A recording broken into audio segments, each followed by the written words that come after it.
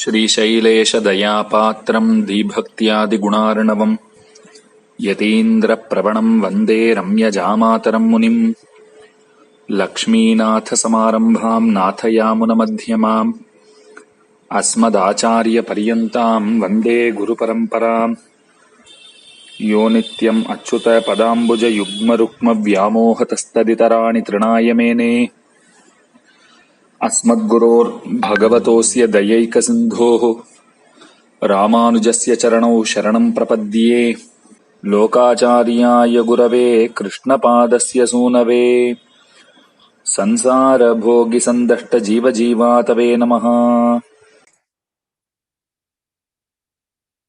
Asmad Gurubhyo Namaha, Asmad Paramagurubhyo Namaha, Asmad Sarvagurubhyo Namaha. So we're continuing now with the third prakaranam of Tattva Trayam. Tattva Trayam by Pillai Lokacharya has got three sections. The first section is about the soul, Chit Prakaranam. The second section is about matter or the universe, right? Which is called Achit Prakaranam. And the third is about Ishvara or God. Right, so it's called Ishvara Prakaranam. So now we're going to start the Ishvara Prakaranam, and it's not that long. It's a discussion about, although we understand that God, the Supreme Person, Sriman Narayana, has got Ananta Kalyana Gunas. He has unlimited auspicious qualities. So we can't talk about unlimited qualities. Obviously, he's unlimited. But in some way, we can know about him from the scriptures, what it says in the scriptures, and we can know some things. So it's just a summary of some basic points about God or Ishvara according to the Sri Vaishnava Sampradaya. The followers. This is how the followers of Ramanuja see the Supreme Person. So let's have a look at the book.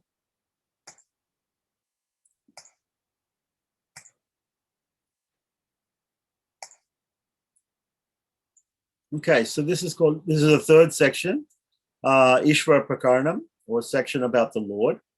In this section, we deal with the essential nature and attributes of Ishvara. Ishvara means the supreme controller, the Lord, who controls the other two entities. The other two entities, the souls and the universe, are also dependent upon the Lord. He's dependent upon the third entity, the Lord. So we have who controls the other two entities, dealt with at length. So we dealt with the soul and we dealt with the matter at length in the other two parts of this book, in the two preceding chapters. So continuing on with Churnas or Churnikas, or we can call them sutras, 141 to 143. Free from all evils and imperfections, which afflict all other beings, and adorned by a host of auspicious attributes, the Lord is characterized by supreme bliss and knowledge. He is infinite, possesses knowledge, jnana, power, shakti, strength, bala, sovereignty, aishwarya, valor, virya, dazzling splendor, tejas, and mercy, daya, and also tender solicitude, vatsalya. He creates, sustains, and dissolves the worlds. He is the object of worship by the four types of persons. Okay, so if you're not familiar with the four types of persons, they are Arto, Jigyasur, Artati, Jnani. This is described in Bhagavad Gita, chapter 7. Arto, Jigyasur, Artati, Jnani, Chabarta, Shabha. Right? Chatur Vida, Bhajante Mam. Bhajante. Bhajante, it sounds like Bhajanti in Sanskrit. It is, in fact, that bhajante, which you should understand. The word bhaj means to worship. So bhajante means they worship, right? Now we're even beginning to understand Bhagavad Gita slokas. Bhajante, mam, they worship me. Chatur vida, four types of persons. Chatur vida, bhajante mam, and then he lists them. Artha jigyasa, artha hi jnani cha. So there's the person who's in distress, the person who wants to gain wealth, right? There's the inquisitive person, and then there's the person in knowledge, the pandit, who's the jnani, who somebody who's in knowledge, has spiritual knowledge. He creates, sustains, and dissolves the world. He is the object of the four types of persons, namely, and he's going to name them here: the sorrow-stricken, the cravers of worldly pleasures, wealth and power, the seeker of knowledge of self-realization, as distinguished from God realization, right? And the man of wisdom, who out of unbounded love for the Lord does not brook any separation from him, right? So what he's making the distinction, he's saying that the third type of man is interested in self-realization rather than God realization. These people end up as kaivalyartis. They're interested in kaivalya, or that type of moksha, impersonal moksha. The brahmananda, the bliss of the soul, rather than the bliss of serving God in a relationship. Okay, so here, out of all of them, by the way, in the next sloka in the Bhagavad Gita, Krishna says that out of all of them, the last one, the jnani, is considered the best. He is the sole grantor of the four highest values. The four highest values. He's talking about purusharthas here, which are dharma, artha, kama, and moksha. Right? So here, dharma, righteousness, artha, wealth, kama, the fulfillment of desires, and moksha, salvation. Possessor of a haloed personality. That's a nice word because he has this teja, he has this brilliance about him. Very distinct from all else. He is the loving consort. He is the husband of Sri Devi Mahalakshmi, Bhudevi, the goddess of the earth, and Neela Devi. Right. He is Akila Heya Pratyanika. That is, he stands diametrically opposed to all evils and imperfections and is inaccessible to defects of transformations, increase and decrease of knowledge, etc., like a lamp in the darkness, or like the white-necked eagle Garuda unto snakes. Okay. So he's like a lamp in the darkness, like that. So he's completely diametrically opposed to these other imperfections and evils and transformations, right? He is Ananta, that is, he is eternal and immeasurable in terms of time, territory, and things, right? So it is not that if he exits in one region and not in another, is at one time or not another. He's always and everywhere. He's omnipresent, omniscient, and all pervasive. Not being circumscribed by time and space. So he can't be limited by time and space. He pervades all sentient and non-sentient beings and is the internal ruler of all. Okay, nice. So continuing on, text 144 to 145. If the Lord does not keep aloof from the sentient and non-sentient beings, chit and achit, but pervades them and stays inside them, would not their imperfections stick to him? So this is the old argument in philosophy about the nature of God, whether God is transcendent or immanent.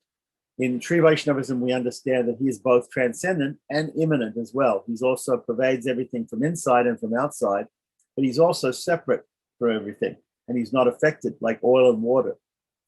So that's a question. The question that people always come at: if God has something to do with this material world and with the souls, and if he pervades them, then doesn't he get the imperfections that they have?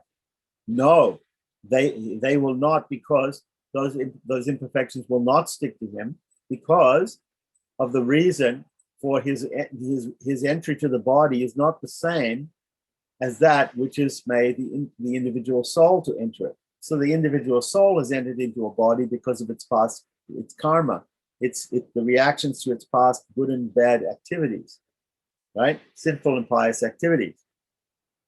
The Lord doesn't enter a body like that. The Lord is there in your body, a super soul, but he doesn't enter in there because of his karma. He doesn't have karma in that way. He's not affected like that.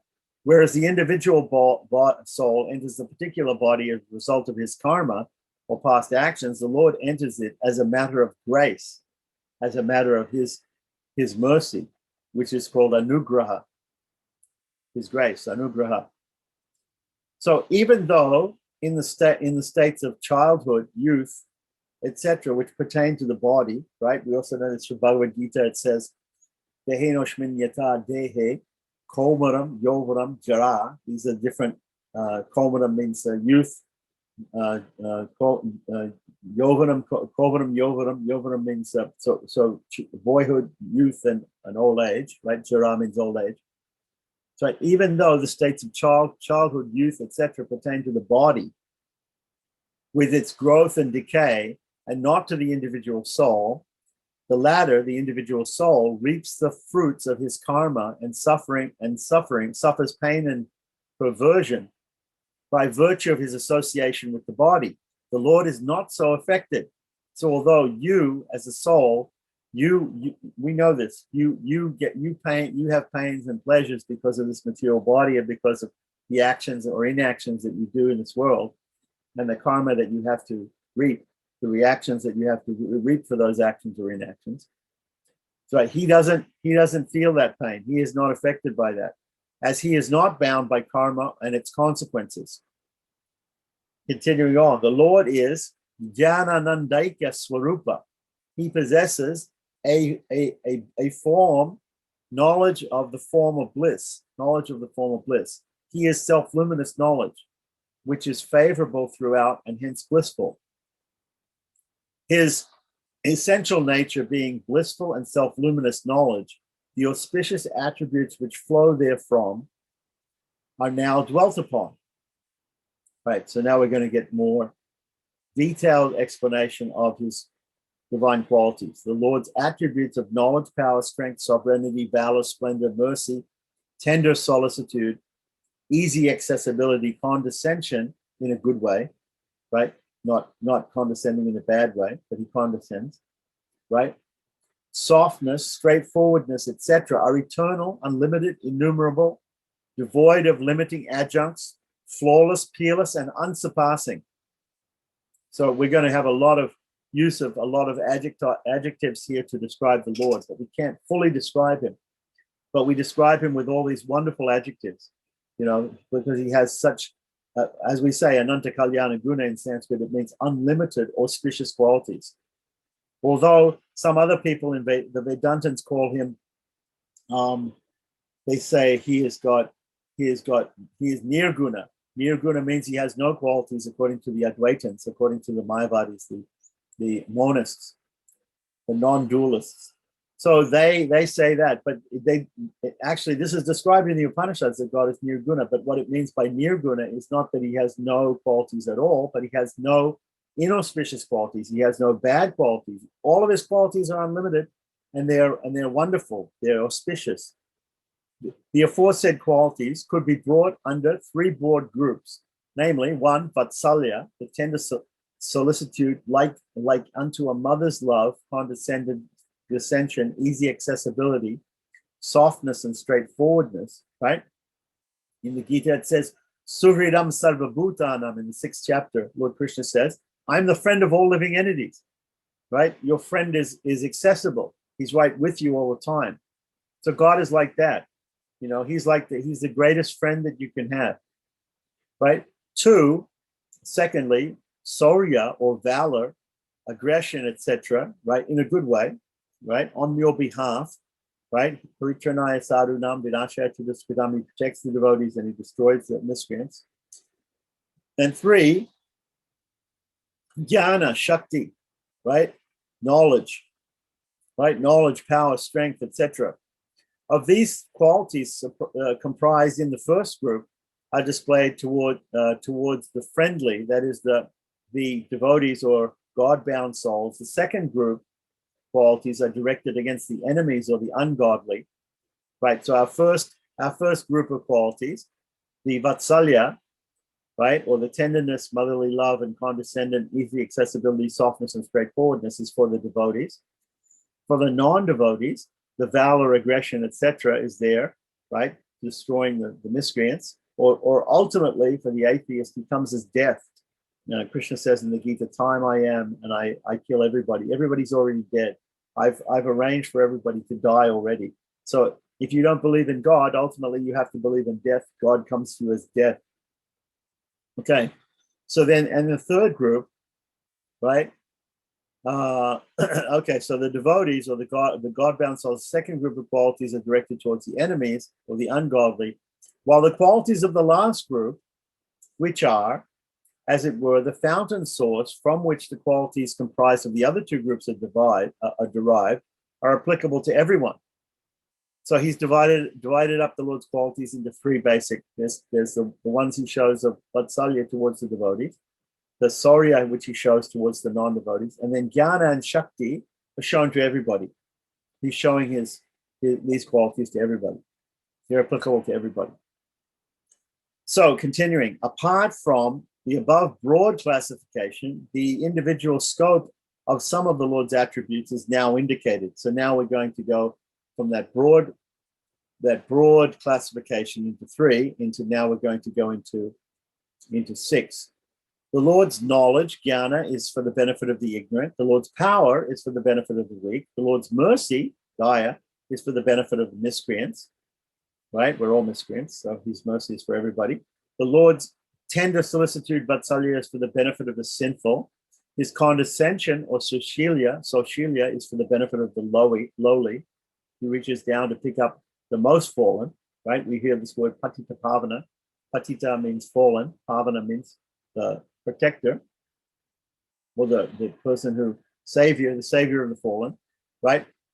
The Lord's straightforwardness, or arjava, to those who are crooked, so those who are deceitful and crooked, right? The Lord's friendliness, sauhardya, which we get the word hridi, means heart. So hardya comes from hridi. So sauhardya, so means good, right? So whenever we see su or so, it means good.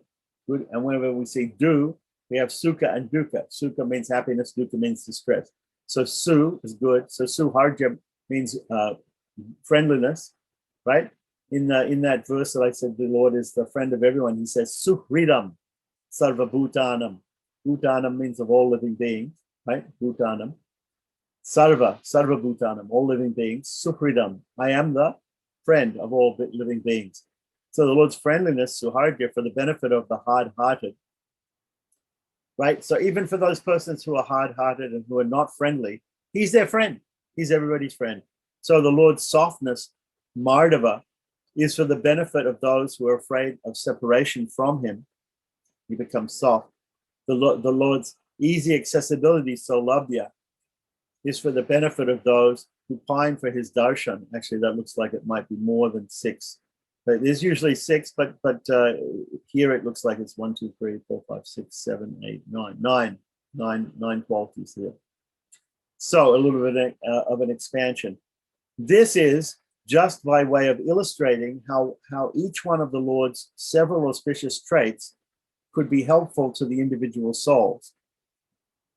Those who would otherwise be inclined to be scared away from the Lord in view of his paramountcy, his paratva, or his sovereignty, right? We can get scared away by a personality who is a great sovereign, right? If you go see the Queen, you sort of get very nervous, right? Because she's such a powerful personality. If you go see a king or the prime minister or a president of a country, because they have so much sovereignty, they have so much power, paratva, right? You feel like that. So what to speak of the Supreme Lord, right? So in view of his paratva, can draw solace from his saulabhya, his easy accessibility. So normally, when a person is in a high position or a very high political position, or the head of state like the Queen or a king or a prime minister or president, they're very difficult to get to meet them. They're not accessible.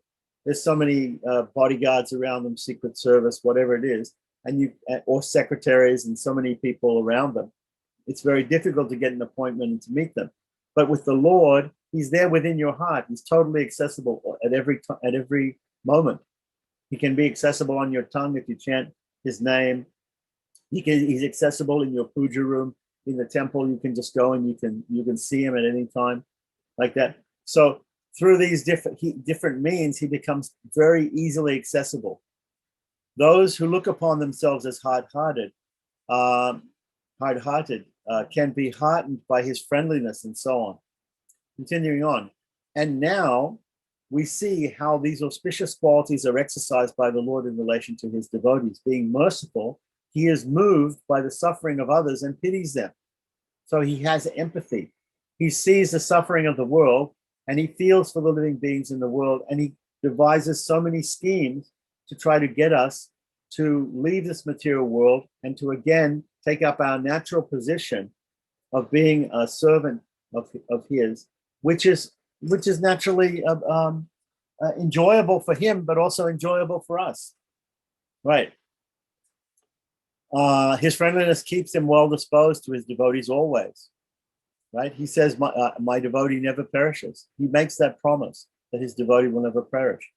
So as one who subserves his devotees, he gives to himself, he gives of himself to them like the moonlight, which is given to everybody freely, like that. The cool southerly breeze, which also is given to everybody freely. In the case of Hawaii, we have what we call the trade winds. So we all cool off when the trade winds start blowing. This is the natural weather pattern in Hawaii. Is we have these from the northeast. We get these blowing out of the northeast. We get these wonderful, tropical ocean winds that cool us off.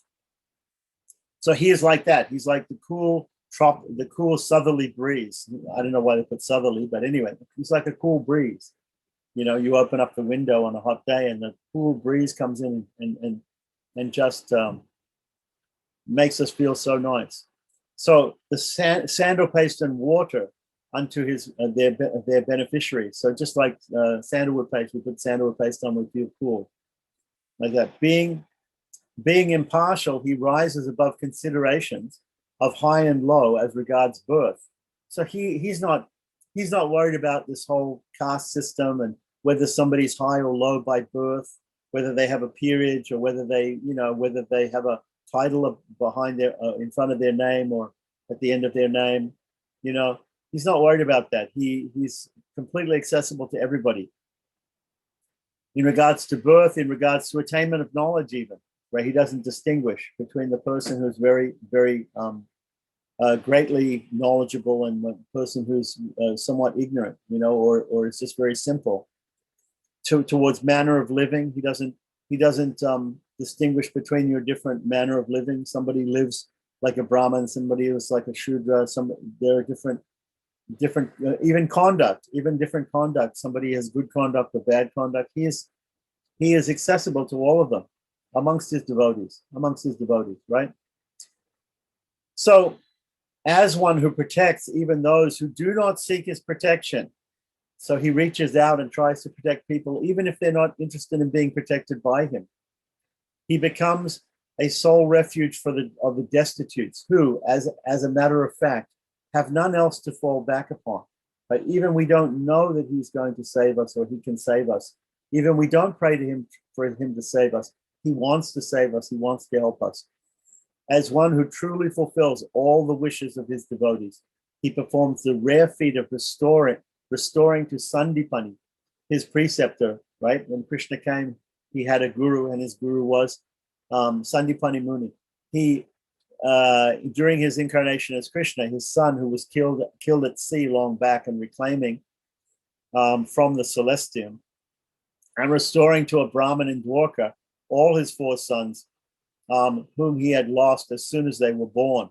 Okay, so he gives some examples here about the son of Sandipani who died, and the 4 sons of this Brahmin in Dwarka who died, and Krishna brought them all back to life for his devotee, like that. As such a sankalpa, such as a person whose will is true.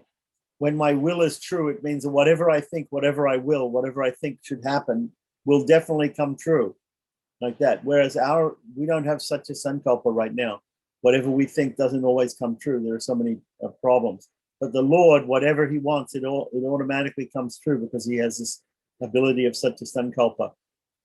The maker of the supreme resolve, he gave Dhruva, a young lad, the boon of ruling at the end of his life on earth over a region, the pole star, which he set up anew in the upper region of Swarga. So Dhruva was a young boy and he wanted to rule a kingdom. So he appealed to God, he appealed to Sriman Narayana to help him to rule the kingdom. So Sriman Narayana arranged for him to rule the kingdom here on earth, but he even arranged more than that. He arranged for him to rule this special kingdom that he created for him in the pole star. in the pole star, which is considered to be a planet which is even not even material. It's somehow spiritual. It's somehow unlimited. It stays there for even after the dissolution of the worlds. There's many types of dissolution. So after some of the types of dissolution, it's also still there. So he arranged for Dhruva to rule the pole star like that. So he's going to give you what you want, but he's going to give you even more than what you want, more than what you ask for. He gifts away himself and all his possessions to his devotees for unrestricted use, in the same way as one enjoys one's own properties. This bespeaks his grace galore. So he has unlimited grace, unlimited mercy. So when the desires of the devotees are fulfilled, he feels satisfied, as if they were his own achievements. Well, they are his achievements. You know, this is how his trait, known as Krititva, operates. He keeps remembering always the mere gesture of his devotees in seeking refuge in him, but never thinks of the benefits continually bestowed on them by him. This reveals his keen sense of gratitude, kritagnyata. Described by the scriptures as rasa or bliss, the Lord is sweet in all states, so as to wean his devotees away from the material pleasures, right, to which they have been addicted from time immemorial. This is characteristic of his madhurya or sweetness. His chaturya or cleverness helps to shelter the faults of his devotees, like the man who is tactful enough to appear indifferent to the lapses of his wife and sons. So firm is his hold on the devotees on account of his attribute known as sterya, which means that he opposes even his most beloved consort, Mahalakshmi, when she points out an accusing finger, it should be here, finger at his devotees and defends them firmly. So here we have again this discussion where if Mahalakshmi were to point out our faults to the Lord, he wouldn't take any notice of it. He would oppose what she has to say. Right? It doesn't happen, but it's a theoretical situation here. Like the intoxicated lover who relishes his lady love with all her dirt, like that. Or we could say like the mother who relishes cleaning the body of her dirty child, like that. The child plays in the mud and he gets, against the will of the mother, and then the mother enjoys cleaning. This is what the word vatsalya means. Vatsalya is the love that the mother cow has for her calf. When the calf is born or when the calf is dirty, the mother licks the body of the calf clean. So the mother, so this is also called sabhogyaheta kripa. The Lord enjoys the sins of the world, because it gives him a chance to show his mercy and to save the souls. So like an intoxicated lover who relishes his lady love with all her dirt, the Lord lovingly accepts his devotees with all their blemishes. He accepts us with all our blemishes, incidental of their material associations. As a result of his straightforwardness, he sincerely works by word, deed, and thought for the upliftment of his devotees, like one who pumps water up to the highlands. That's an interesting analogy there. One who pumps water up to the highlands. If you pump water up to the highlands, then it can naturally flow down again. It can naturally flow down again by itself. So it's very hard to also pump water uphill. So this is explained that the effort that the Lord goes through to save his devotees and to help his devotees, the grief of his devotees over separation from him, dwindles down to such minute proportions in comparison to his own over their separation. So if we think that we pine for God, that we feel separation from God, he feels much more separation from us than we do from him. Such is his feeling.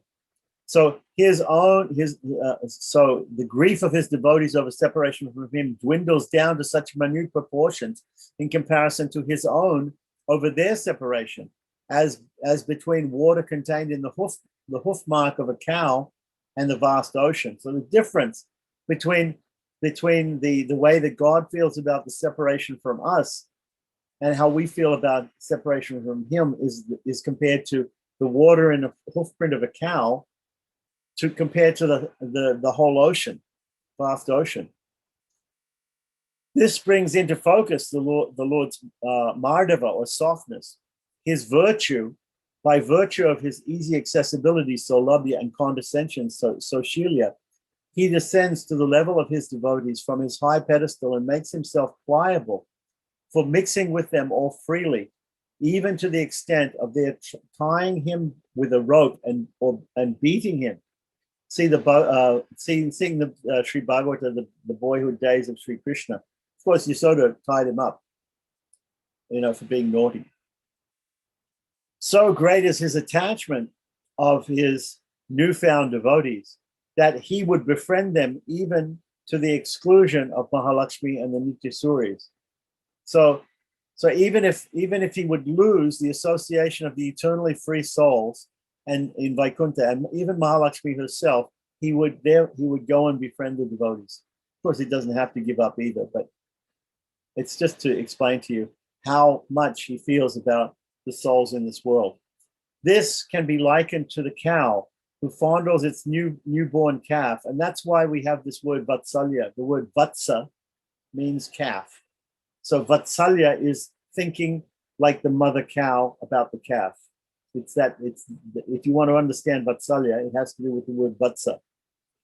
Right. So the cow who fondles the newborn calf while attacking with its horns and hooves the elder progeny, as well as those who bring her fodder. So the mother cow, when the baby is born, the baby calf is born, she doesn't care for the other siblings, and she also doesn't care for the person who's even feeding her, the farmer. Right? This, in a nutshell, is his rare trait of vatsalya, tender solicitude. The Lord constitutes the cause of the emergence of the entire universe. Now, some Buddhists, Jains, and Vaisheshikas, these are people who belong to other schools of thought, look upon atoms as the cause of the worlds. They say atoms are the cause of the world, right? Even scientists say this, like that. This is, however, at variance with the scriptures. Apart from that, atoms are not proved by perception or inference. The Sankhya's, followers of Kapila's faith, right? Kapila preached the Sankhya philosophy, right? Hold that pradhana, or primordial matter, conglomerate of matter, is the cause of the worlds. Even as mud is the cause of an earthen pot, the universe molded by the three gunas, sattva, rajas, and tamas, with goodness, passion, ignorance, with its cloak of pain, pleasures, and allurements, should have, according to them, emanated from the pradhana, the unmodified cause of the three gunas. And in fact, we accept basically that system of evolution of different forms of matter, right? According to the Sankhya theory, the Sa-Ishvara Sankhya theory, we accept. We don't accept the Nirishvara, the one that doesn't accept God. We accept the one that starts with God, but it evolves into the different elements of this world. This, however, cannot be the case, as pradhana is non-sentient. So we can't simply start with pradhana, which we can't accept the Nirishvara Sankhya, the Sankhya system of evolution without God being the beginning, right? Pradhana is non-sentient. So all of these sentient beings, the souls, cannot come from something which is unsentient. So, however, in this case, as pradhana is non-sentient and cannot undergo changes of state except when presided over by the Lord, right? A non-sentient thing like a lump of clay cannot turn itself into a pot by itself. It has to have a sentient being, the potter, make the clay into the pot, right? And so, except when it is presided over by the Lord, and creation and dissolution are regulated by Him. By a process of elimination, we come on to the other entity, namely the sentient being. Could a sentient being be the cause of the worlds, right? So we've dismissed the idea that matter causes the evolution of the worlds. So could a sentient being, could a soul, could an individual soul have created the world or be the creator? No, he cannot be being bound by karma and consequently involved in grief and sorrow. Brahma and Indra too fall under the category of sentient beings. So not even these great deities called like Shiva, Brahma, Indra, whatever, these devatas, they can't be considered also the ultimate creator of the universe. It's only Sriman Narayana, right? So they also, Brahma, Indra, etc., they also fall into the category of sentient beings as defined here. And creation of the universe cannot vest in them. They cannot create universes. Here, we have a problem between the Tengalai and Wadagalai Sri Vaishnavas, the southern and northern schools. That the northern school Vaishnavas, they say that actually the Godhead is a dual being of Mahalakshmi and Sriman Narayana, and that Mahalakshmi can also be a creator in the same sense as Sriman Narayana. However, she never actually does create, they say, because she defers to her husband to do that.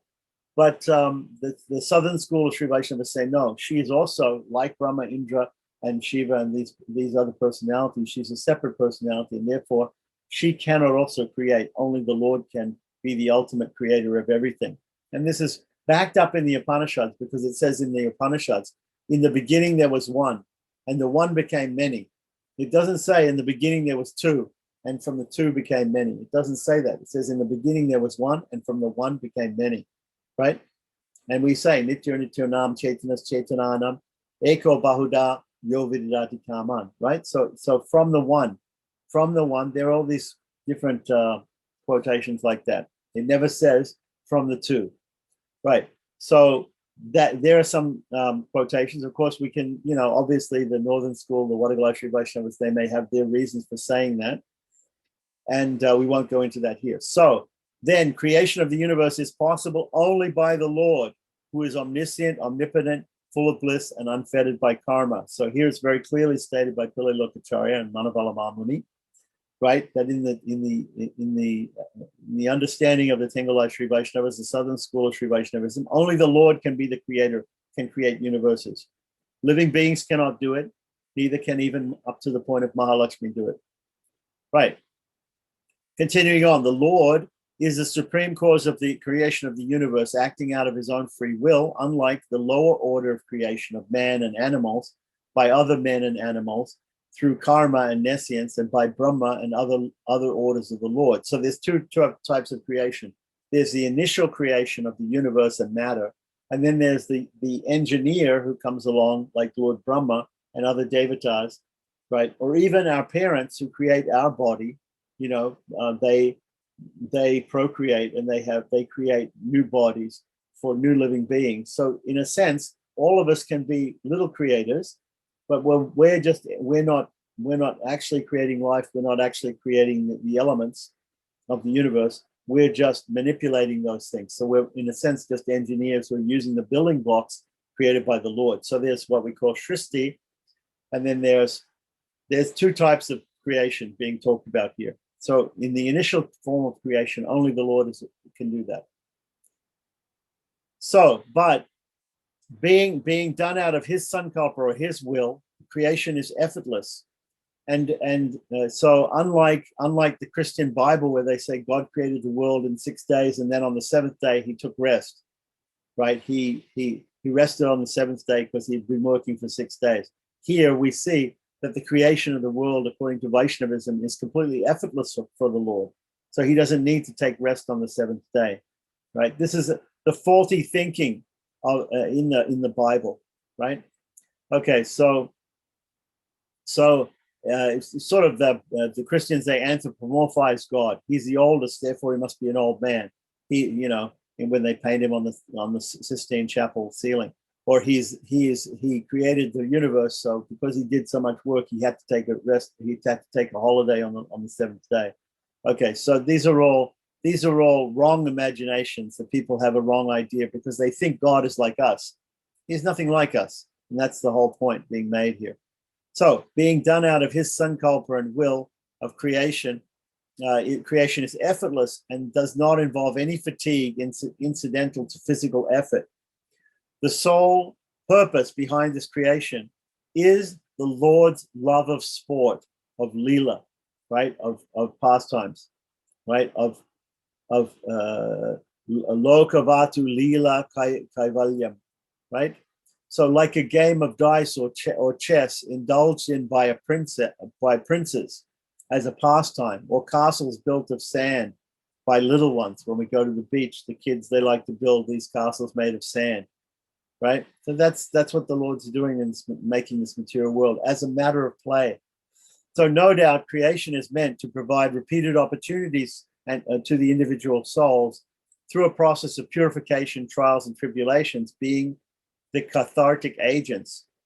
But then the all-powerful Lord, by whose wishes all wishes of whom are fulfilled, can as well elevate them by all at one stroke, instead of leaving them to plod through tears and toils and stand or fall by their karma vis-a-vis the shastric injunctions, right? So he could do that. He could completely liberate everybody all at once. If the latter course was not adopted by him, it was out of his love for the sport, the spontaneous, joyous, creative activity. So why doesn't he just liberate all of the souls in this material world instantly? He could do that, but he doesn't, because of his joy, his love for this lila, for this play that's going on. Therefore, these worlds are known as Lila Vibhuti, or the arena of his sport. So that we now understand why this material world is here and why we're playing these games in this material world. It's because the Lord enjoys that. He enjoys that play.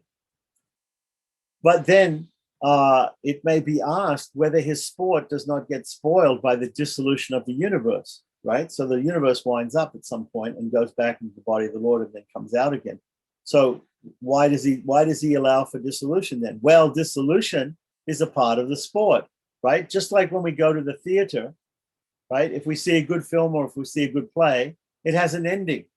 It has to have an ending, and then we can see another play or another movie, right?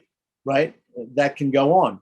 We don't just see one movie or one play and we say, okay, I've seen one movie, I've seen one play, I'm happy. We want to see movies and plays again and again and again. We want to experience different. We want to see a comedy. We want to see a drama. We want to see a tragedy. We want to see a horror film. We want to see a science fiction film. We want to see different types of films. We want to enjoy all these different rasas, all these different sweetnesses, right? So he wants to see all the different permutations and combinations of how to save the souls in the world. So he wants to enjoy all those things. So at a certain point, though, every play comes to an end, every film comes to an end. So similarly, this material world also goes into dissolution and then is recreated again. There's another play, maybe the same actors in different lives, in different bodies, the same souls, right, are going from life after life in different roles in this material world, just like actors in a play. So that's the whole point. So that's why it's called the Lila Vibhuti, this material world. But then it might be asked whether his sport does not get spoiled by the dissolution, the samsara. Well, dissolution is a part of sport. The end of the game is a part of sport, right? If we had a soccer match, if we had a football soccer match like that, if it never came to an end, right, there wouldn't be any feeling of completion. There wouldn't be any finale. There wouldn't be any joy which comes from one team, winning over the other team at the end of the match, right? So there has to be an end. And then again, it can start again. There can be another play like that. So destruction is a part of sport, even as creation of sand houses and destruction thereof by the boys at the beach, right, during playtime, are but different stages of the play. So when we make sandcastles on the beach, right, when we're a boy, when we're a child, we make sandcastles on the beach, but part of making the sandcastle is also breaking it down like that. So that's also part of the play like that. Very playful, the Lord. So as the Lord transforms himself into the world of forms and names, he is the material cause of the universe, just like the mud of the pot for the pot, the cotton for the cloth, and so on. He's the material cause. So there are some philosophies where they believe God is the efficient cause, right? This is called Upadan Karna and Nimitta Karna. So Karna means cause, and there's different types of causes. So we say the potter is the efficient cause of the pot. The potter is the one who makes the pot, but he makes it out of mud, right? He makes it out of clay. The potter takes the clay and shapes it in the form of a pot, right? So the pot is made of clay. So the material cause of the pot is the clay. The efficient cause of the pot is the potter, right? In the case of this universe, the Lord, according to Sri Vaishnava philosophy, but not some other philosophies, like Madhva doesn't believe this. Madhva believes only the Lord is only the efficient cause. He's just the creator. He's just the potter. He's not the mud. But Sri Vaishnavas believe he is both the Upadan and the Nimitta Karna. He's both the material cause and the efficient cause of the universe. He creates the universe out of himself. So Brahman becomes this universe. This universe is also Brahman. This universe is also spiritual. It's made of spiritual stuff, like that. So the Lord is the instrumental cause, like the potter for the pots, the weaver for the cloth, as well as being the mud or the clay and the cotton, right? So when the period of the great pralaya, right, when there's destruction or absorption of the whole material universe back into the Lord, draws to a close, right? So at the end of the period of pralaya, of destruction, right, the Lord, remembering the constitution of the worlds prior to this pralaya, he remembers what the world was like before, and at his volition, sankalpa, of may I become manifold, right? So this is there in the Bible too. The Lord thought, let there be light, or let there be more things than just me, and it occurred, right? So may I become manifold separate into its constituent elements, the whole mass of the enjoying souls and the objects of enjoyment, which are all in the body of the Lord during pralaya, in what's called shashupti, or deep sleep, dreamless sleep. It's like a situation at the end of the play where the players go off they exit stage right. They go off the stage, and they're waiting there to do the next scene, or to do the next play. So he says, may I become manifold, separating into the constituent elements of the whole mass, the enjoying souls and objects of enjoyment, which are all kept together in the body of the Lord. They all come out and become separate again. The Lord is, as an operative cause, his jnana, knowledge, shakti, power, etc., being analogous to the potter's wheel and staff. So the potter has a wheel, and he has a stick also that he moves back and forth like this, that makes the wheel go round. Okay, so he's saying here, this is talking about an Indian type of potter, right? Like now we have electric potting wheels, and people just turn on the electricity, and they have a pedal where they make it go fast or slow. Okay, so the weaver's woof, the bobbins, and the treadle. So these are the different methods by which people weave carpets, or weave cloth, or weave saris and dhotis, or just weave cotton cloth or silk cloth.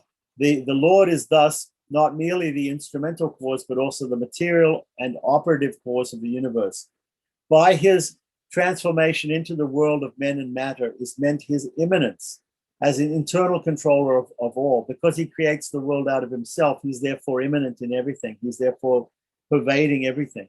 As the internal controller of all, revealing the underlying unity of Brahman. The underlying unity, this is underlying unity. Remember, Vishishta Advaita of Ramanuja is a type of Advaita. So here it's explained what the Advaita point of it is. The oneness is because the Lord is within everything. The Lord creates everything out of himself. And therefore, in one sense, everything is the Lord, right? There is a oneness there, right? So of the transformation into this world of men and matter, and is meant his immanence as the internal controller of all, revealing the underlying unity of Brahman, qualified by sentient and insentient things. That's what's meant by Vishishta Advaita, right? The unity of Brahman, qualified by sentient and insentient things, which have reality, which are real. The universe and the souls are real things, which are created out of the Lord. But underlying that, there's a substratum, there is a basic oneness to everything. Everything is spiritual because everything comes from the Lord, and he pervades everything. He is thus the Vishesha or substance present in all things, qualified by the Visheshana or attributes, right? Namely, the sentient and non-sentient beings. Think of God being the substance, and the souls and the universe being the attributes of God. They're attributes of God. He has unlimited attributes, but he has these two main attributes. While the attributes or modes undergo transformations, the Vishesha undergoes no changes. The Lord undergoes no changes. The attributes, the souls and the world, they can undergo changes. And so the Lord is nirvikara, his essential nature, as described in the aforegoing aphorisms. What we've all described never changes. He never becomes opposite to what we just read all those qualities. He never becomes the opposite of that. He never changes from all those wonderful qualities, undergoing no modification whatsoever. So that's another reason we talk about Advaita, oneness. He's always like that. Whereas the souls in the world, they go through these transformations. The spider weaves the cobweb, right, without imparting its own essential nature, and is the material cause of the cobweb. So the spider creates a cobweb. We see these spider webs. They're created out of the body of the spider. It's a very good analogy. It's there in the Upanishads. The spider creates the cobweb out of its own body, a secretion from its body, and creates the web. The web is this material world, right? And the spider is God. Spider creates that. And when it's wound up, the spider can wind it up again and take it back into its body. So is the Lord in relation to the universe. He does not undergo modifications, but his inseparable attribute of body comprises matter, and the individual souls does. Wait a minute. He does not undergo modifications, like changes, but his inseparable attribute of body, his body, which is the souls and the world, comprising of matter and the individual souls, they do undergo modifications. Creation actually means that he makes the non-sentient, right, matter, undergo states of changes of state, and endows the individual souls with bodies and sense organs, thus providing the necessary scope for expanding their knowledge, because they're in ignorance here, right? Their knowledge is covered like smoke is covering a spark. So he creates the impetus for us to get the knowledge by which we can come back to him. Of the threefold dispensation of creation, sustenance, and destruction or dissolution, creation has thus been dealt with. So we've just talked about the Lord and how his function is with as creator of everything. And now, by the Lord's sustention of the law of the world, is underlined his protection of the created things by entering them all beneficially, like a column of water sustaining the crops.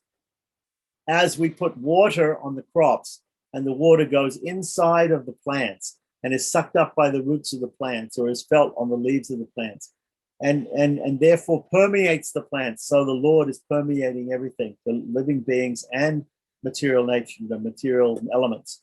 The last stage, namely destruction or dissolution or samhara, is also called pralaya or just laya in Sanskrit, is the destruction of the sense organs, misused for sensual enjoyment, right? The dissolution of the worlds is also a gesture of the Lord's grace, as it prevents further sinning by the individual souls who have prostituted for their uninhibited enjoyment of sensual pleasures the sense organs endowed by the Lord for their redemption.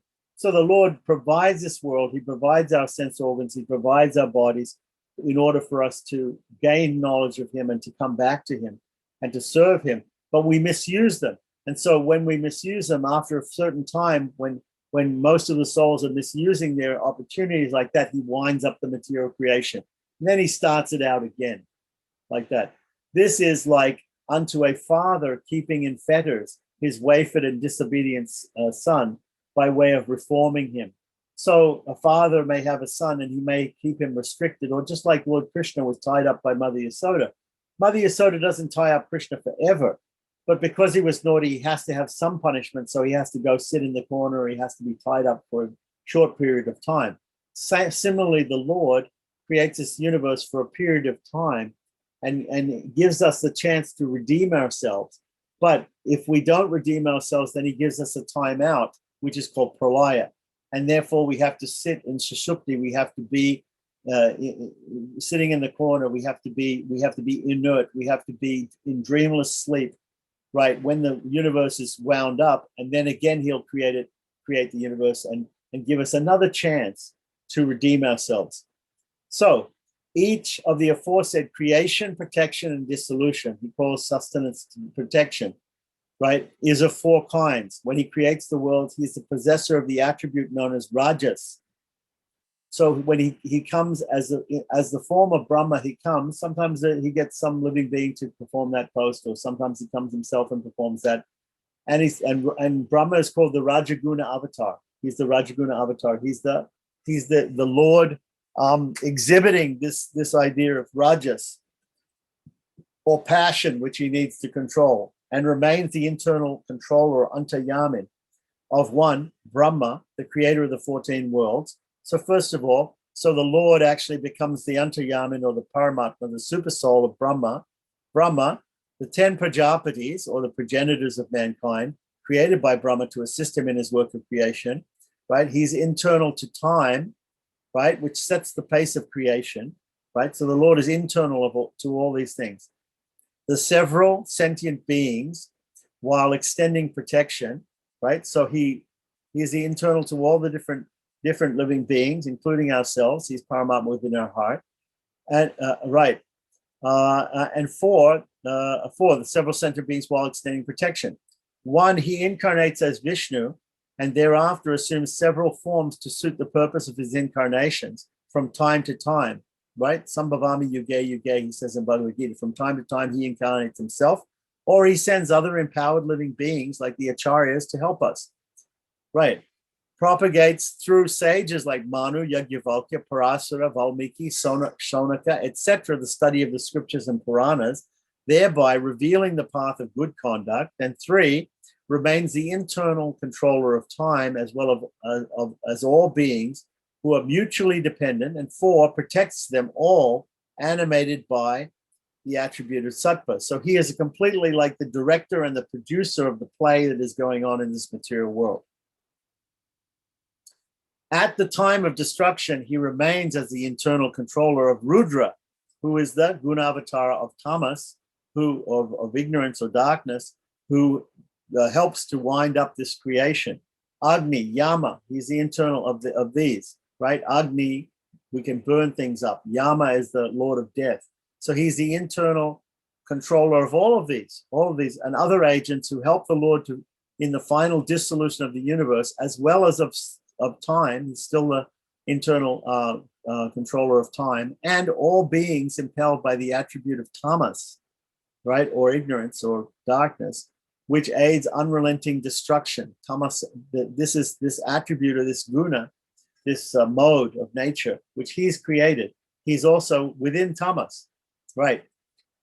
A doubt may arise whether the disparities is in the created things, some being happy and others being sorrowful, will not render the Lord guilty of partiality or cruelty, right? So we say, why do good things happen to bad people, is this question, right? Those Christians put it in this way, right? Such charges cannot, however, be laid at his door, because he creates only on the basis of the karma of the individuals. So according to our actions, he gives the result, and with an eye on their welfare, like unto a mother who inflicts a deterrent punishment on the young one, indulging in an unhealthy habit of swallowing mud. So when the mother says, don't eat dirt, this is also Krishna Lila. Balaram goes to Mother Yasoda and says, Krishna ate dirt. And she says, no, that's not right. You're not supposed to eat dirt. We told you not to eat dirt. Why did you eat dirt? Why did you try to eat dirt? Let me look in your mouth, right? So then she sees the universe, okay, but because she's looking in the mouth of God. But the idea is that the mother will chastise the child for eating dirt, for going against her wishes, for going against proper behavior. The inequalities are the direct results of the actions of individuals, and their sufferings are intended to chasten them. That's what the sufferings are for. It's not cruel and unusual punishment. It is not cruel. Cruel punishment means for no reason, just to make the person suffer. It's not just to make the person suffer, but it's to chasten them, to stop them from doing wrong, and to cure them from those ills through a cleansing process. So punishment is important, right? We have that story of the mother, the son. She let the son grow up and never punished him, and then he became a criminal, and he was tried for murder, and he was hung. And right before he was hung, he said, "I need to talk to my mother." And he told her, he said, "I am here. I am being hung because of you, because you didn't punish me when I was a child, right, and set me on the right course. So therefore, I grew up unpunished and undeterred and uncured of all my bad behavior, and therefore I'm in this situation now where I'm being put to death for murder or for whatever crime that I committed, capital crime, like that." So it is not a formless, colorless Lord who creates the world abounding in a variety of colors and forms. It doesn't make any sense that form and color and everything in such great detail comes from something which is homogeneous and which has no qualities whatsoever. So this is what the Advaitins say. They say, out of nothingness comes something. It's crazy. But the Lord associated with a form, who does it? Namalwas Tiruvaimoli 2:1 says, wherein he refers to the cloud-hued Lord who has a bodily effulgence that looks like a rain cloud, a dark rain cloud, right? A bluish blackish cloud, having created the world surrounded by oceanic waters. We can remember that the best clouds are the ones that bring the rain, the wonderful rain. And the wonderful rain clouds, when we look at the rain clouds, it's not the white clouds that bring the rain, it's the dark clouds like the Lord. So they're the ones that bring the rain. So that similarly, the Lord has that color because he has all these qualities, and he brings his mercy, and he brings he helps the living beings. So as between the Lord's form, Divya Mangala Vigraha, and his essential nature, Divyatma Swarupa, right? The former is far more delectable than the latter, Divyatma Swarupa, right? Being an inexhaustible fountain of bliss, admirably suited to him, it is eternal, like his essential nature and of unique grandeur. Being aprakrita, or non-material, or transcendent, it is made up of pure sattva. It illuminates the Lord's divine nature within, like unto gold kept in a small casket of translucent ruby, right? So interesting analogy here. So we're talking about the Divya Mangala Vigraha. We're talking about the deity form of the Lord, and we're talking about his form, any form of the Lord, right? But specifically here, we can think of it like a ruby casket which has inside it gold. This is in dire contrast to the bodies of sentient beings, which serve to dwarf and conceal their essential nature. Right? Our bodies hide our essential luminous nature as the soul. Of limitless splendor, it is the seat of a large array of auspicious qualities such as tender softness, exquisite beauty, natural aroma, etc., and the object of constant meditation by yogis, right? So we say yogi hridyana gamyam, right? In Vishnu Sahasranam we say yogi hridyana gamyam. Dhyana, the yogis are meditating in their hearts on the Supreme Lord. So, which is intoxicating charm. With its intoxicating charm, it attracts, that is the divine auspicious form of the Lord, attracts to itself one and all, besides creating a positive distaste and aversion in the minds of individual souls to everything else. So not only the Lord is all attractive, but he makes us give up any other attractions that we have. Everything else seems second class to him, right? Seems bad to him, right? Compared to him. It is the object of perennial enjoyment by the eternally free, or Nityasuris. What do we say in the Rig Veda? Sada, always. Pasyanti. What does pasyanti means? Pasyanti means they see. Pasyanti, sada pasyanti surayaha. Surayaha means the devotees, the Nityasuris in Vaikuntha. They're always seeing the Divya Mangala Vigraha, the eternal, wonderful form of the Supreme Lord. They're always seeing him.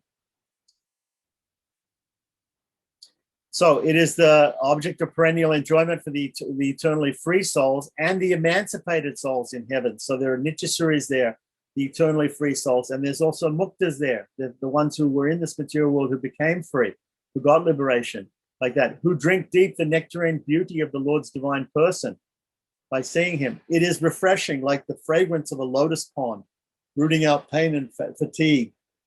It is the base for the Lord's numerous incarnations. That divine presence in Sri Vaikuntha is the source of all the Lord's avatars and incarnations. Protector of all, it is the resort of all, here, there, and everywhere, and is adorned by an array of jewels and decorative weapons, which we read about when we, for instance, in the Panchayuta Stotram, we read about the different divine weapons of the Lord and the divine jewels of the Lord and the attributes, and these are also talked about. So now he's getting to the end of discussion about the Divya Mangala Vigraha. We've talked about the body of the Lord. We talked about his attributes, and now we're talking about his accessories, the jewels and the weapons and everything like that, which are also part of it.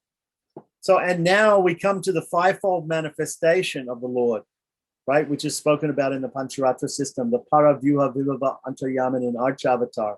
These five manifestations are referred to in Tiruvaimoli by Namalwar 695, and he quotes it in full down below, right? It says the first named is Paratva, right, or the Para, the transcendental form, right, in Sri Vaikuntha, refers to the state of the Lord in the celestium, high heavens, meaning Sri Vaikuntha, the land of unalloyed, unlimited, and everlasting bliss beyond the mischief of time, in a glorious setting surrounded by the ever-free and emancipated souls, lustrous and charming, and drinking deep of his insatiable nectarine form, right? So the Nityasuris and the Muktas are there, and they're drinking deep the nectar of his insatiable form.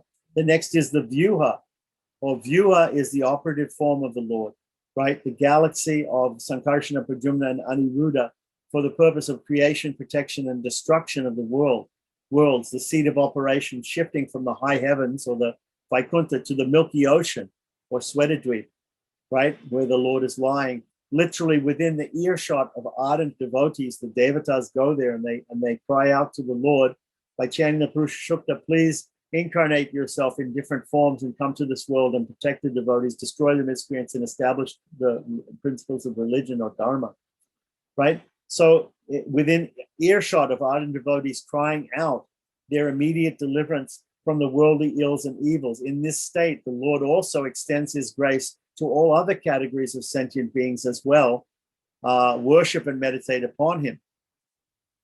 In the transcendent para form, all the six chief attributes of the Lord, that is, knowledge, power, etc., are dealt with in detail, are in their full complement, while in the viewer states, only two of each of the six are dominant. Each of the Sankarsana, Pradyumna, and Aniruddha, in each of the forms Sankarsana, Pradyumna, and Aniruddha, right?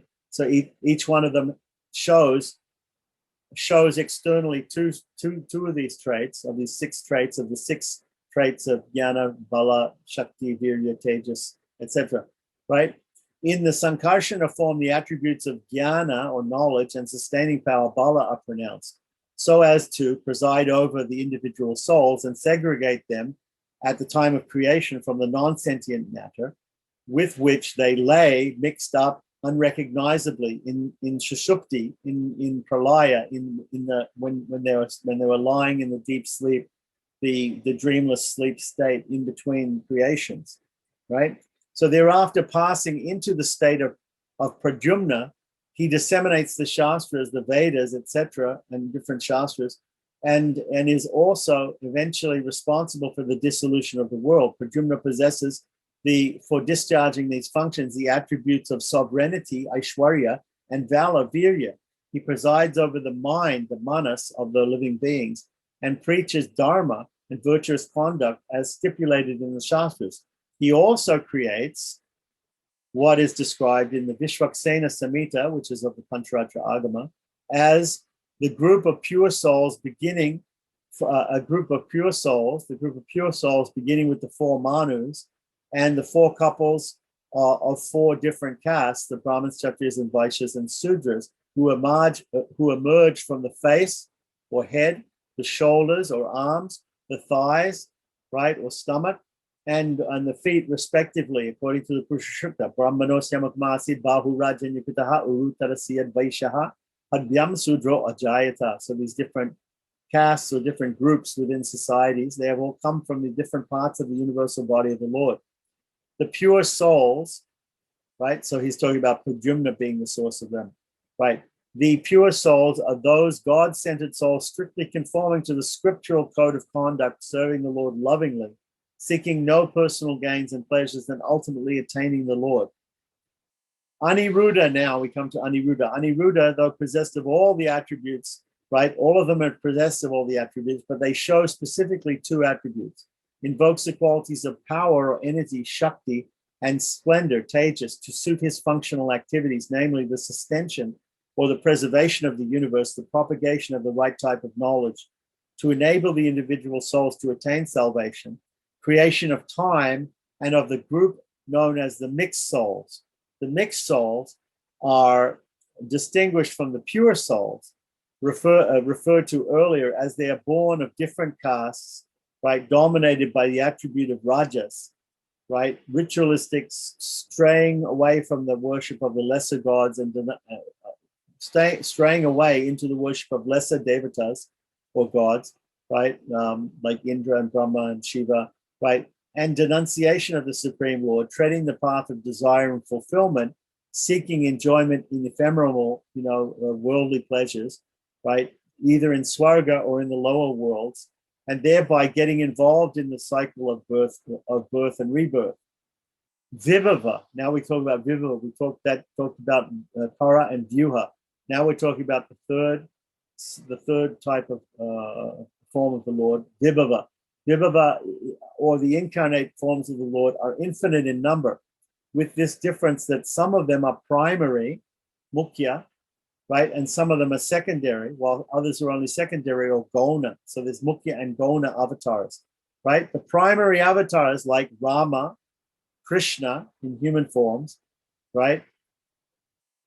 Fish, tortoise, etc. in subhuman forms. The dwarf mango tree in Dandakaranya, right? So there's a dwarf mango tree in Dandakaranya, which is considered to be an immobile plant, but is considered to be an incarnation of the Lord, arose through the Lord's will.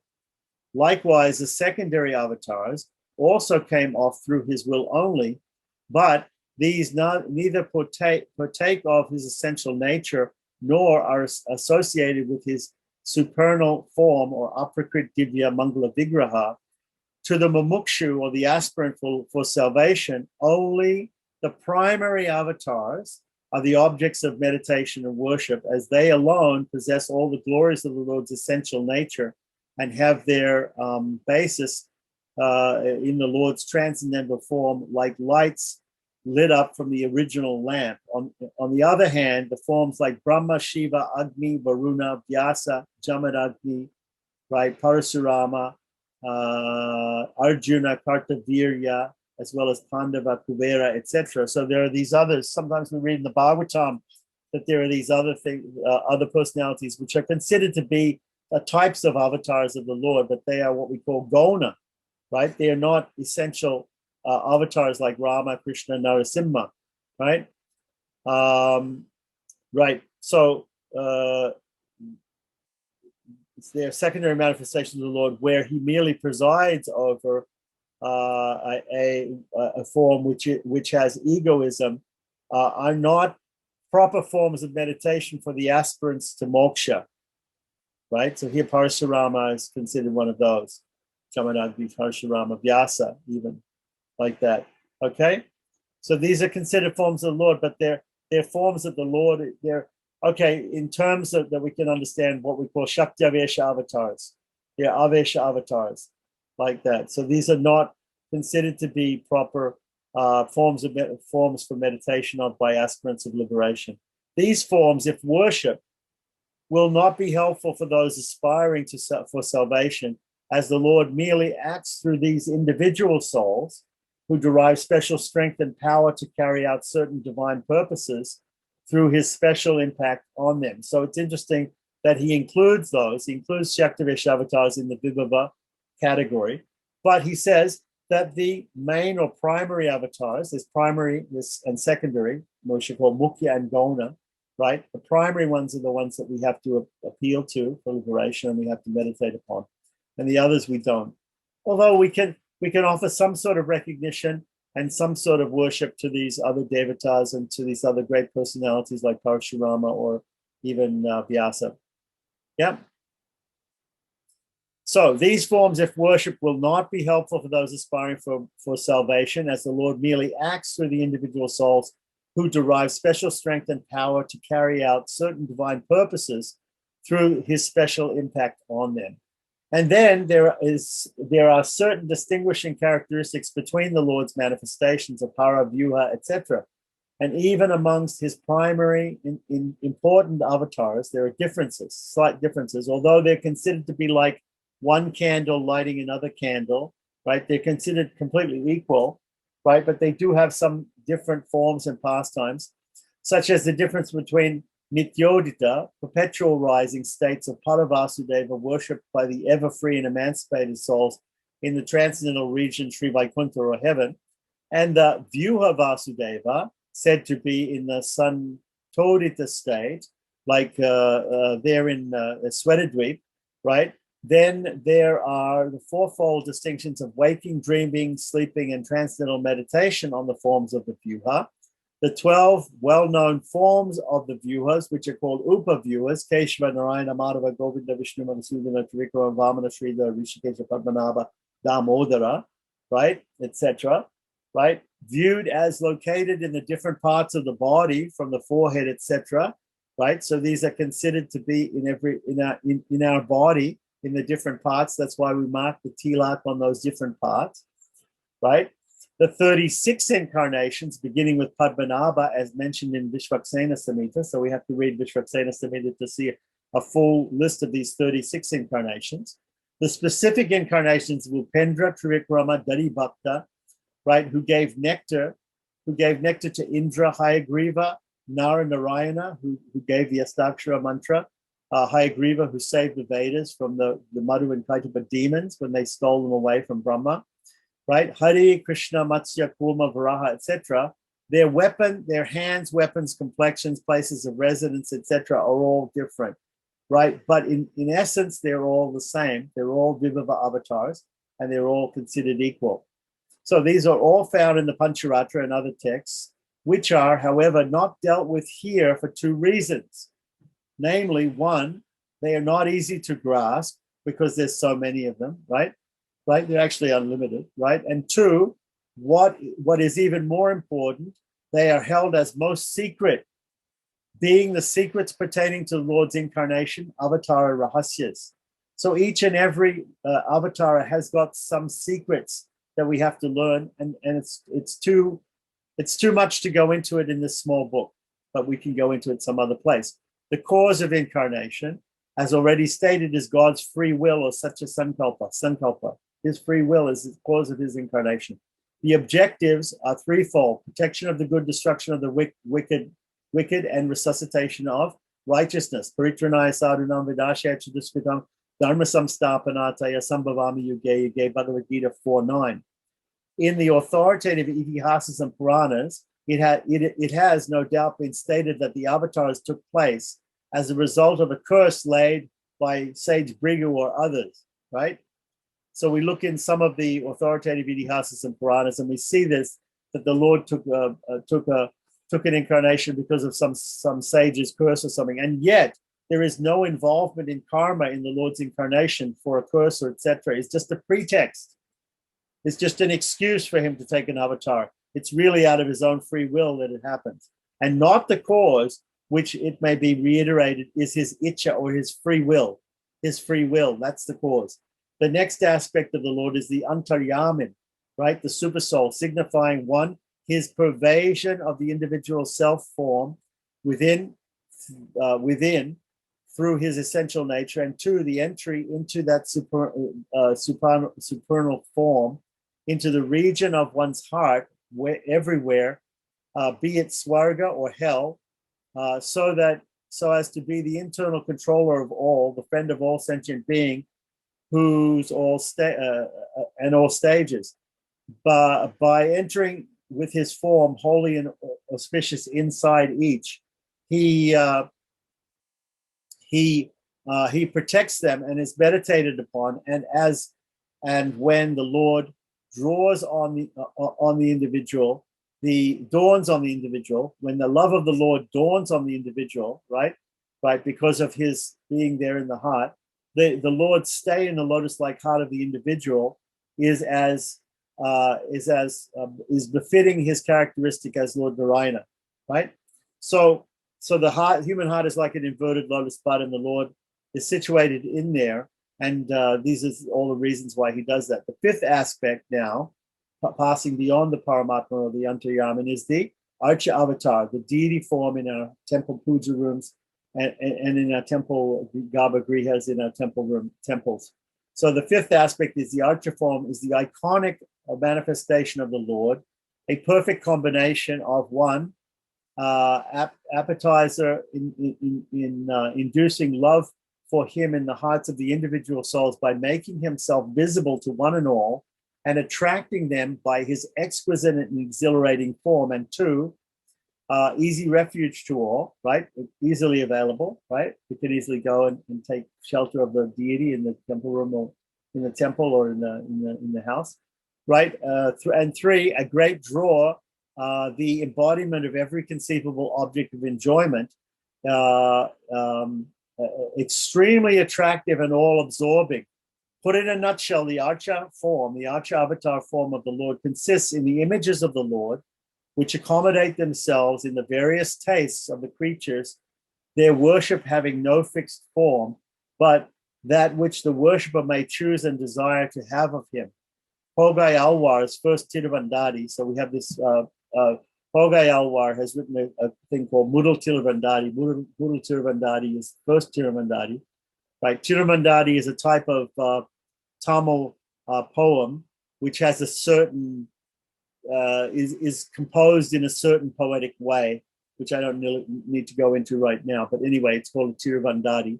And in the 44th verse of the Mudal Tiruvandadi of Pogai Alwar, Pogai Alwar is one of the first three Alwars. There are the first three Alwars are called Mudal Alwars. So Mudal Tiruvandadi means first Tiruvandadi.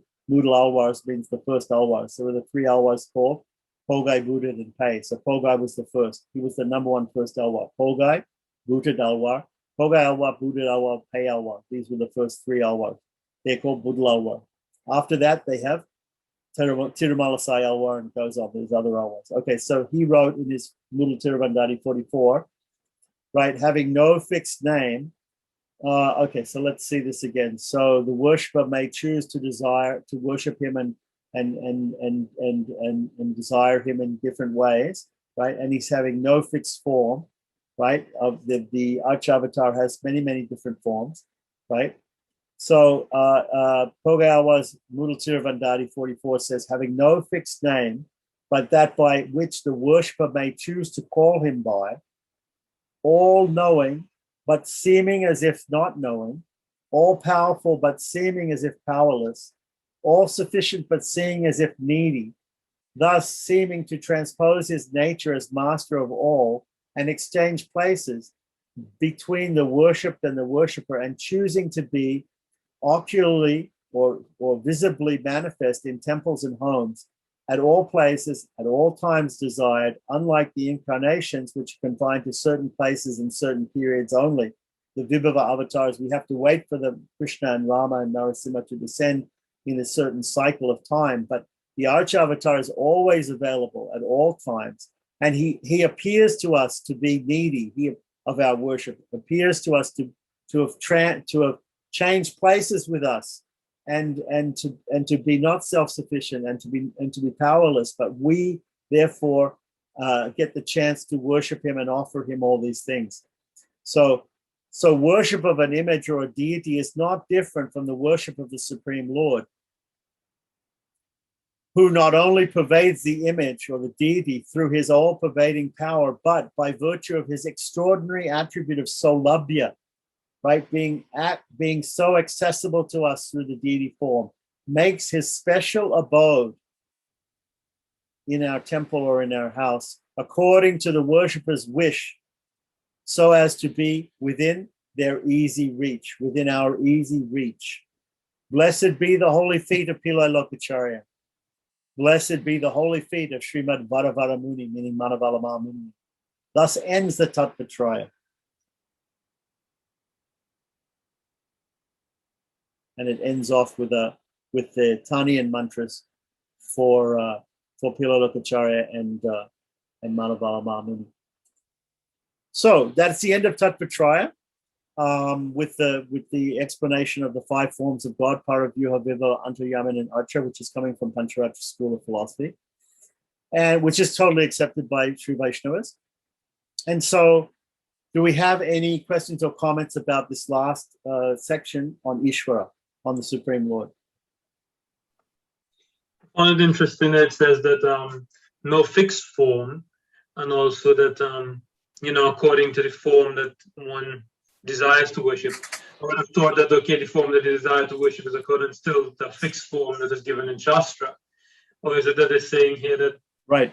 But what he's saying is exactly, the directions are given in the Shastra for how to prepare the deity, and there are certain dimensions which are given and certain directions are given, but exactly the artist, the sculptor has some artistic leeway to make these forms, so they're not exactly the same. We see different deities around the world in different temples and houses, and they're a little bit different. They are a little bit different. They all are generally the same, and there are certain things which are there. We expect Krishna to stand in a certain way and hold his flute in a certain way. We expect Brahma to have a bow and like that. But there are other forms of Krishna which doesn't have a flute. There are other forms of Rama that perhaps don't have the bow. So it's possible.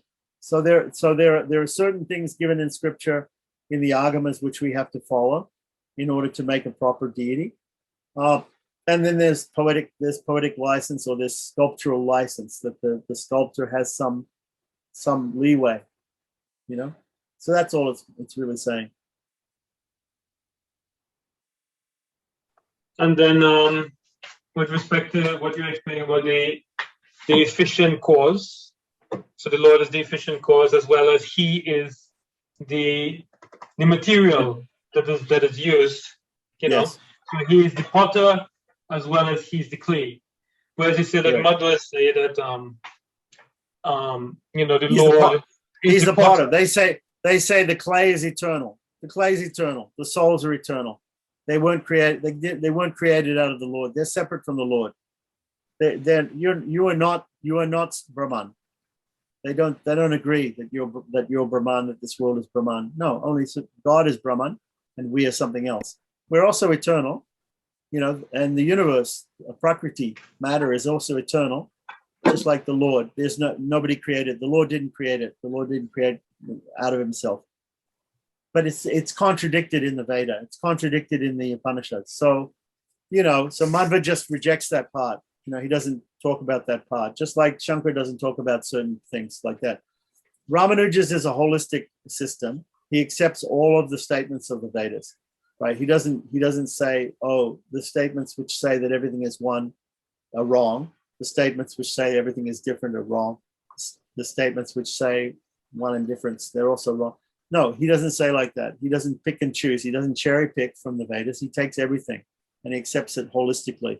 Whereas Shankara says, okay, there are these things which say that there's difference, but actually they're second-class scriptures, and the higher parts of the Upanishads say the more important parts of the Upanishads are the ones that emphasize oneness. And Madhva says the more important parts of the Upanishads are the ones that emphasize difference, and the other ones are not so important. Like that. They both downplay what doesn't agree with their philosophy. Ramanuja doesn't downplay anything. He just says, look, this is the way it is. This is what the Vedas state. We have to accept everything. We have to understand it. There has to be a philosophy which encompasses all of it, right? We can't reject one part of it and accept another part of it. It's all swata pramana. It's all considered to be self-evident truth, the Veda, right? So we have to accept it. So there has to be a philosophy which incorporates all of it, like that. So that's what Ramanuja says. It's holistic, like that. And they have, the other schools have their arguments. They have their arguments for why they interpret the Veda and the Upanishads and Vedanta in a particular way. They have their, and we can hear about those in other scriptures, but in this scripture we're just simply giving Ramanuja's version. So Ramanuja's version and Manavala Pilalokacharya and Manavala Mamuni's versions. So ultimately, are they saying that the Lord didn't create the souls then? Doesn't create the souls then, since they existed, their eternal existence separately, and the Lord is just the potter, but he's not the clay. So he's saying that he didn't create the souls. So then why should the souls have allegiance to him then? if I don't know. Good question. Ask him Madhva. Ask him Madhva. Don't ask me. So we can, if you want to go into why Madhvas believe what they believe, why Advaitins believe what they believe, why Buddhists believe what they believe. Yeah, there's books like that. This Tattva Mukta Kalapa is going to talk about stuff like that.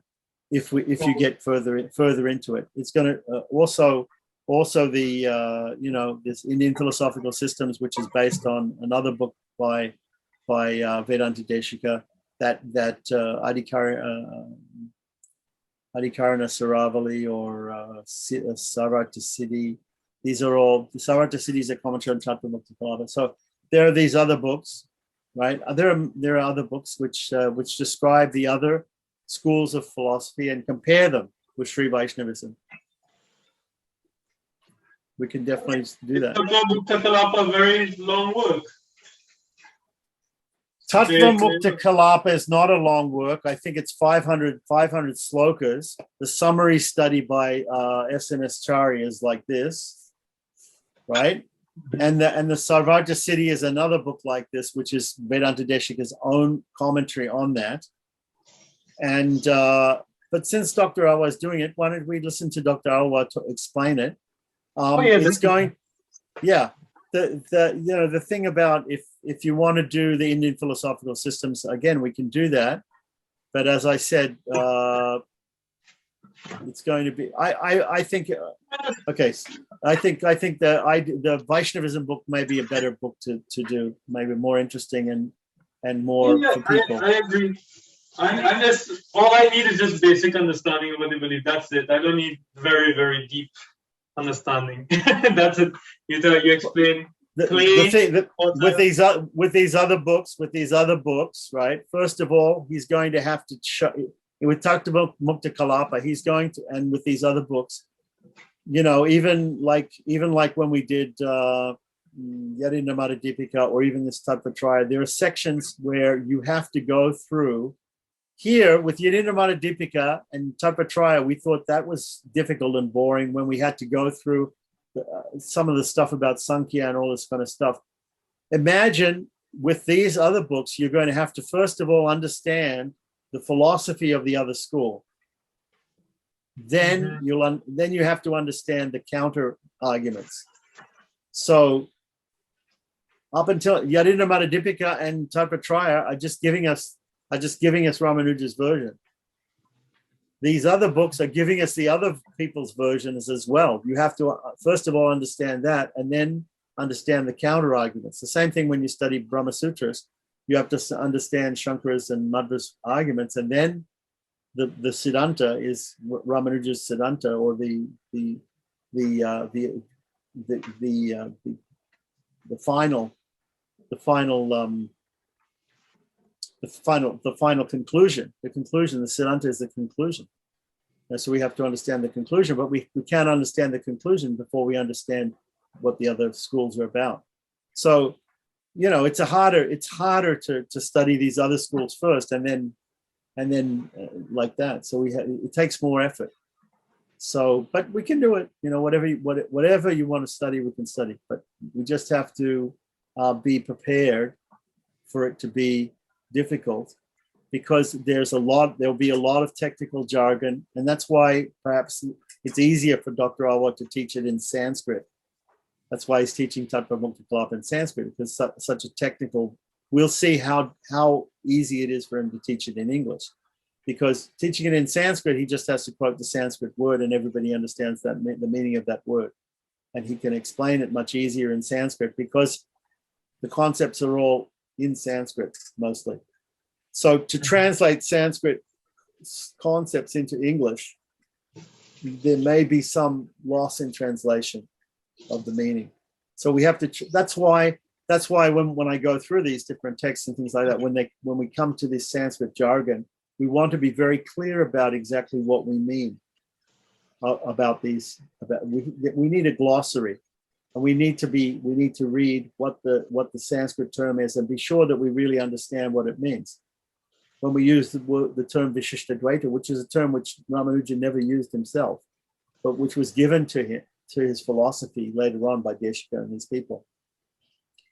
Right? Vishishta Advaita, what does it mean? It's a type of Advaita, like that. Normally we think of Advaita as being wrong philosophy, but this type of Advaita we don't accept as a wrong philosophy, it's a right philosophy. So we have to understand what it means. And it's not exactly translatable, into English. As many, there's many languages going from one language to the other, you lose something like that. So we'll see with Tattva Mukta Kalapa with his classes, how effective he'll be in translating it and giving it to us in English, getting it across us. Look, even amongst English speakers, there can be misunderstandings when I speak English or you speak English, or if you have people who speak English from different parts of the world and they say different things, sometimes they misunderstand. Or even just if I say it to something to my wife in English, right, or to another person here in English, like that, there can be a misunderstanding. Even though both of us are native English speakers, there can be a misunderstanding in what we're saying. So imagine from one era to another era in Sanskrit translated into English. That is why we got the Mani Pavala language, which was invented by the Sri Vaishnavas in the medieval period, like Deshika and Pilalokacharya. They wrote in Mani Pavala because they wanted people who understood Tamil to understand, but they also wanted to put in some of these Sanskrit terms. So you talk to any Sri Vaishnavas, you talk to people in South India, they're Tamil-speaking people in Tamil Nadu, but because they're Vaishnavas, they understand some Sanskrit, just like we understand some Sanskrit too. It's come into English now. The word guru, the word pandit, the word yoga, right? All these are English words now. People understand what they mean now, right? So and still they use them, right? Nobody goes and says, "Oh, I'm going to go down to the center and I'm going to have a class on breathing and physical exercises." You say, what? I'm going to yoga practice. You just say it. And yoga encompasses all of the things that what yoga encompasses. It means hatha yoga, what they're talking about. But so that's how it became an English word, because it's a simple term which gives us a lot of meaning, and so therefore we use the word yoga rather than trying to describe it in English. Same thing, guru gives us more meaning than the word teacher, right? If I say I have a teacher, okay, you have a teacher, like that. But when I say I have a guru, it means not only that do I have a teacher, but I respect that teacher. The teacher has certain obligations. The student has certain obligations. It's a certain type of teacher, like that, a very respected teacher. Anyway, so, but just for clarity's sake, we should try to not use so much terminology, so much Sanskrit terminology. People get turned off by terminology if they don't understand the terminology. If I use a word and people don't understand the word, then people zone out. They don't listen to what I'm saying. They can't understand what I'm saying if I use some scholars, they'll get up and they'll give a scholarly presentation and I say, well, half the words I had to look in the dictionary or the thesaurus to see the meaning of it, you know? So we need to be able to get our ideas across simply, you know? Also, it will be universal. So, yeah, because it's a universal philosophy, so we should try to make it universal, which means that it's not just for people who know Sanskrit, right? The classes. It's not just for people who know Sanskrit jargon or even know fancy English words, right? Just like some of these words written by Alkonavida Govindacharya or by Satyamurti Iyengar. These are older English words, you know, and they're very articulate. These people, they use vocabulary which is beyond us today. We don't use all that vocabulary that they use. And, you know, just like Prabhupada's books, if we read Prabhupada's books, they're written in very simple English, you know, so that everybody can read them, everybody can understand them. So that's important, you know. Now, scholars and academics, they want to hear everything in complicated terms because that's the way their minds work. Their minds work in a complicated way. So they don't want to hear a simple explanation. They want to hear a complicated, full explanation. So therefore, that's what they want to hear.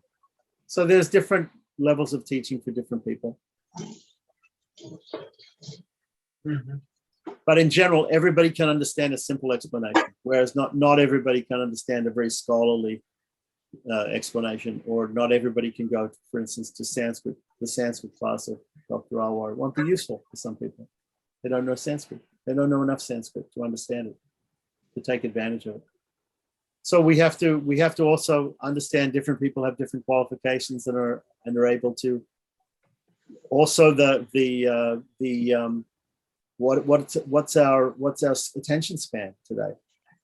Are we able to sit for an hour or 2 hours and listen to philosophy, or is it better that we just hear some stories from the Puranas and the Ramayana and the Mahabharata, and there's a moral to the story, and we get the moral, we understand the point after the story is being told to us, you know? So there are many people who they just like to hear the stories, and they hear the stories, and by understanding the stories, they understand the inner point, the esoteric point. So there's different ways of teaching.